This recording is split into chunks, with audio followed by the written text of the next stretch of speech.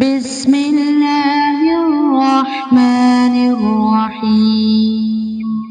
شروع کرتا ہوں اللہ تعالیٰ کے نام سے جو بڑا مہربان نہایت رحم والا ہے۔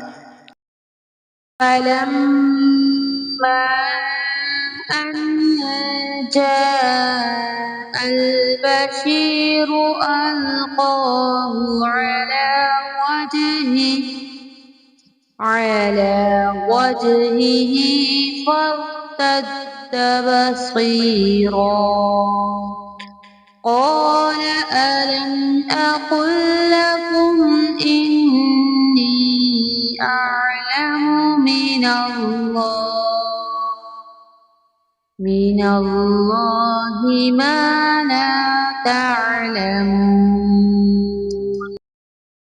جب خوشخبری دینے والے نے پہنچ کر ان کے منہ پر وہ کرتا ڈالا، اسی وقت وہ پھر سے بینا ہو گئے۔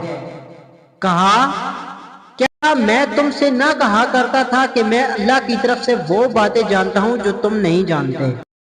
قالوا يا أبانا استغفر لنا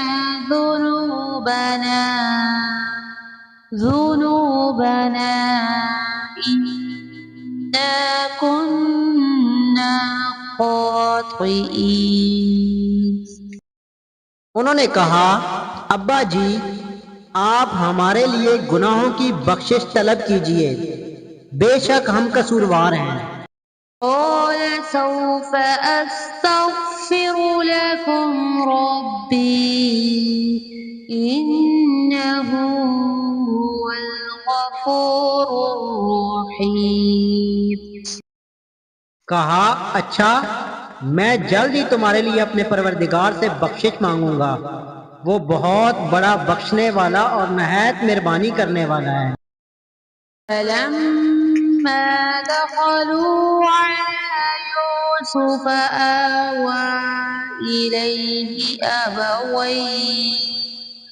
أبويه وقال ادخلوا مصر إن شاء اللہ آمنین۔ جب یہ سارا گھرانہ یوسف کے پاس پہنچ گیا، یوسف نے اپنے ماں باپ کو اپنے پاس جگہ دی اور کہا کہ اللہ کو منظور ہے تو آپ سب امن و امان کے ساتھ مصر میں آؤ۔ وَرَفَعَ أَبَوَيْهِ عَلَى الْعَرْشِ وَخَرُّوا لَهُ سُجَّدًا وَقَالَ يَا أَبَتِ هَذَا تَأْوِيلُ رُؤْيَايَ مِن قَبْلُ قَدْ جَعَلَهَا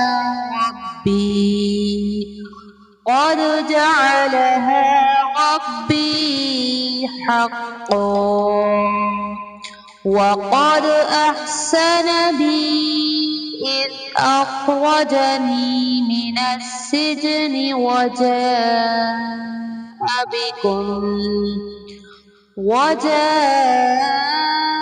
بكم من البدو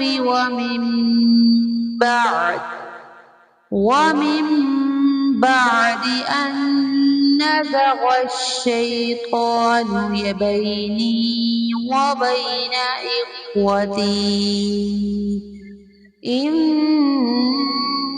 ربي لطيف لما يشاء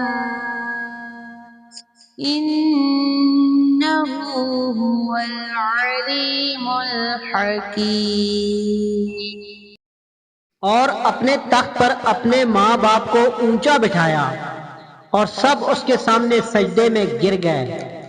تب کہا، ابا جی، یہ میرے پہلے کے خواب کی تعبیر ہے، میرے رب نے اسے سچا کر دکھایا۔ اس نے میرے ساتھ بڑا احسان کیا جبکہ مجھے جیل خانے سے نکالا اور آپ لوگوں کو صحرا سے لے آیا۔ اس اختلاف کے بعد جو شیطان نے مجھ میں اور میرے بھائیوں میں ڈال دیا تھا، میرا رب جو چاہے اس کے لیے بہترین تدبیر کرنے والا ہے اور بہت علم و حکمت والا ہے۔ صدق اللہ العظیم۔